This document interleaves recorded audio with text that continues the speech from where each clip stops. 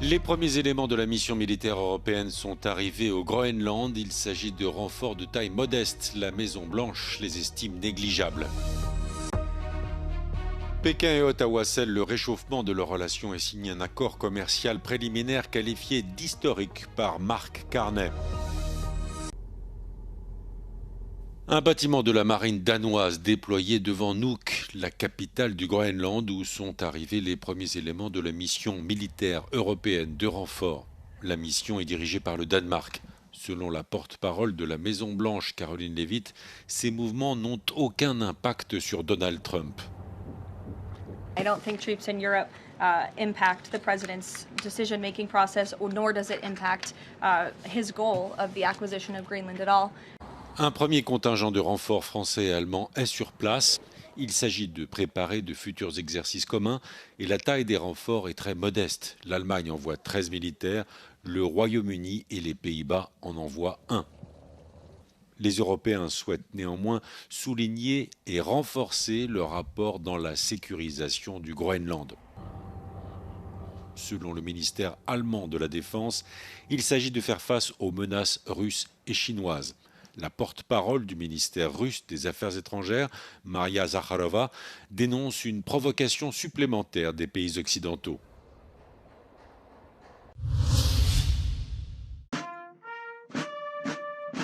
« 2026 sera une année de défi pour la défense nationale », a déclaré jeudi le président français Emmanuel Macron aux forces armées.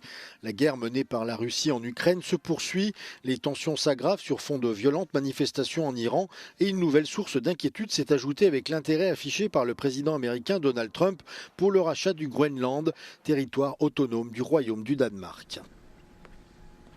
L'accélération des périls commande d'accélérer le réarmement de la France.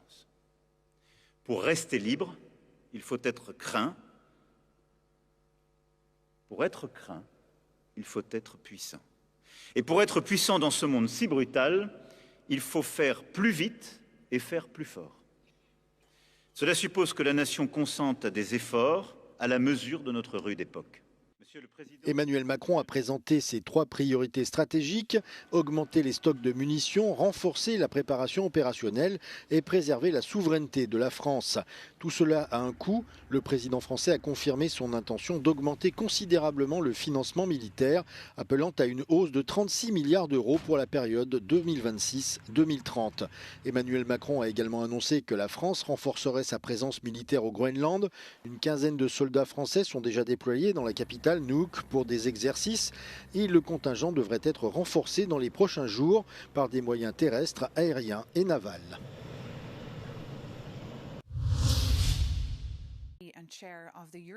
Le Parlement européen ne devrait pas torpiller la ratification de l'accord commercial entre l'Union européenne et les États-Unis en représailles aux menaces américaines d'annexer le Groenland. C'est ce qu'a déclaré David McAllister, le président de la Commission des Affaires étrangères du Parlement européen, à l'émission phare d'Euronews, Europe Today. I personally believe that the EPP line is that we should separate the two issues. We need to finalize the US trade talks because our companies need predictability, they need stability. Le Parlement européen doit ratifier l'accord conclu en août dernier en Écosse par Donald Trump et la présidente de la Commission européenne, Ursula von der Leyen, qui triple les droits de douane sur les produits européens, tout en réduisant à 0 ceux sur les produits industriels en provenance des États-Unis. Washington fait désormais pression pour que l'accord soit ratifié dans son intégralité, mais plusieurs eurodéputés veulent bloquer le processus d'approbation pour protester contre les revendications de Donald Trump sur le Groenland. We need to find majorities, and in the moment, I think the EPP and the European Conservatives are for moving forward, whereas the Socialists, the Liberals and Greens perhaps want to postpone the vote. Ce mercredi, le Parlement européen a publié une déclaration commune des dirigeants des groupes politiques exprimant leur soutien au Groenland et au Danemark. L'Iran aurait renoncé à 800 exécutions de manifestants qui étaient prévues mercredi. L'information est révélée par la porte-parole de la Maison-Blanche. Selon Caroline Leavitt, Donald Trump garde néanmoins toutes les options sur la table si la répression du mouvement de contestation continuait. Donald Trump avait menacé l'Iran de frappe en cas d'exécution de manifestants et Washington s'inquiétait notamment du sort d'Erfan Soltani, un homme de 26 ans arrêté la semaine dernière. Erfan Soltani est accusé de rassemblement contre la sécurité nationale et de propagande contre le système. Selon l'Iran, les accusations dont le jeune homme fait l'objet ne sont pas passibles de la peine de mort.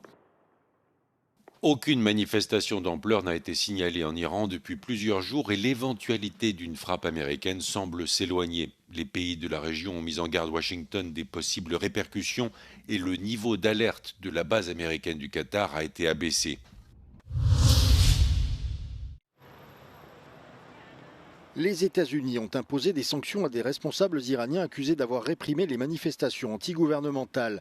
Parmi les personnes sanctionnées figure Ali Larijani, le secrétaire du Conseil suprême de sécurité nationale iranien. Washington l'accuse d'avoir coordonné la répression et d'avoir appelé à l'usage de la force contre les manifestants. 4 commandants régionaux des forces de l'ordre et des gardiens de la Révolution ont également été sanctionnés pour leur rôle dans la répression. Les États-Unis ont en outre sanctionné plusieurs réseaux financiers accusés de blanchir les recettes provenant des ventes de pétrole iranien. Ces réseaux brassent des milliards de dollars chaque année alors que les citoyens iraniens sont confrontés à des difficultés économiques. Cette annonce intervient au lendemain de la déclaration du président américain Donald Trump selon laquelle les projets d'exécution en Iran ont été suspendus. Selon l'ONG Iran Human Rights, basée en Norvège, la répression des manifestations par les forces de sécurité a fait près de 3500 morts. Des chiffres beaucoup plus importants ont cependant circulé ces derniers jours. C'est un nouveau coup dur pour le Parti conservateur britannique. Ce jeudi, Robert Jenrick, ténor des Tories et ancien ministre de l'immigration du gouvernement de Rishi Sunak, a rejoint la formation d'extrême droite Reform UK de Nigel Farage. Le Parti conservateur n'a pas ce qu'il faut pour le changement radical dont le Royaume-Uni a besoin, a-t-il déclaré. Il a ajouté que les Tories avaient trahi ses électeurs, notamment avec sa position sur l'immigration. Un peu plus tôt, Kemi Badenoch, chef des conservateurs, avait annoncé limoger Robert Jenrick après avoir reçu des preuves irréfutables qu'il complotait pour nuire autant que possible au parti dans son ensemble. Il permet ainsi de porter le nombre de députés de Reform UK à 6 sur les 650 sièges de la Chambre des communes. Il est le 18e membre des conservateurs à avoir rejoint les rangs de Reform UK ces derniers mois, plongeant ainsi un peu plus les Tories dans la crise à l'approche d'une série d'élections le 7 mai, dont celle des parlements écossais et gallois, dans lesquels le parti de Nigel Farage apparaît comme le grand favori. Mark Carney parle d'un accord historique. Le Canada et la Chine scellent le réchauffement de leurs relations en adoptant un accord commercial préliminaire. Selon le Premier ministre canadien, il s'agit d'éliminer les obstacles au commerce et de réduire les droits de douane. Le Canada va ainsi mettre en place des droits de douane préférentiels pour l'importation de 49 000 véhicules électriques chinois. Mark Carney espère qu'en retour, la Chine réduira ses droits de douane sur les oléagineux canadiens. L'accord préliminaire est signé à l'occasion de la visite du Premier ministre canadien en Chine. La dernière visite en Chine d'un chef du gouvernement canadien datait de 8 ans. Les relations entre Ottawa et Pékin se sont détériorées après l'arrestation au Canada en 2018 d'un responsable de Huawei à la demande des États-Unis. La Chine avait ensuite placé en détention 2 ressortissants canadiens accusés d'espionnage et les 2 pays s'étaient imposés des surtaxes douanières. Le président chinois se réjouit des résultats positifs et des efforts pour relancer la coopération. La Chine est le 2e partenaire commercial du Canada derrière les États-Unis. En 2025, le volume des échanges entre les 2 pays était de plus de 89 milliards de dollars.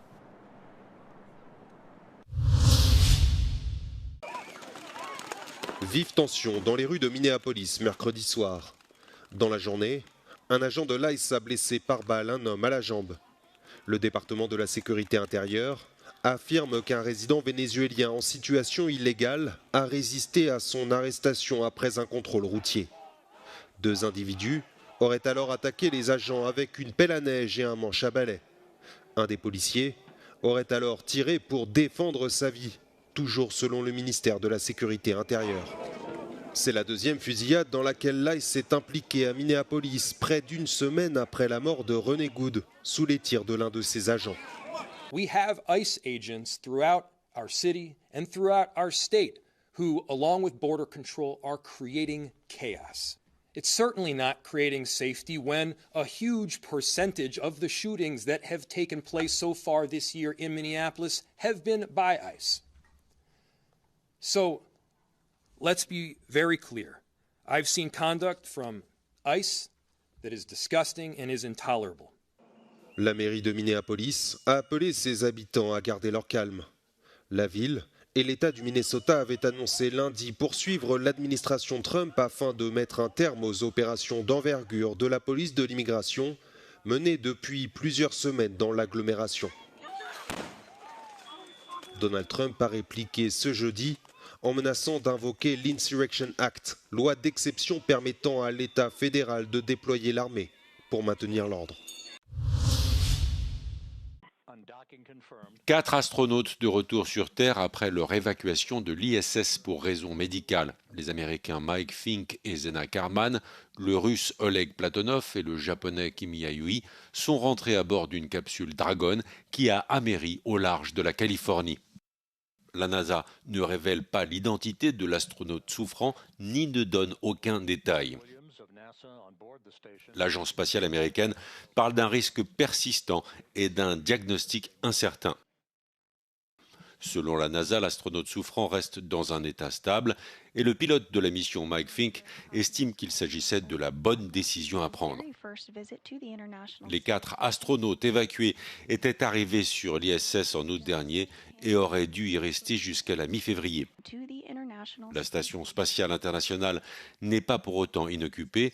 Un astronaute américain et 2 cosmonautes russes y sont toujours.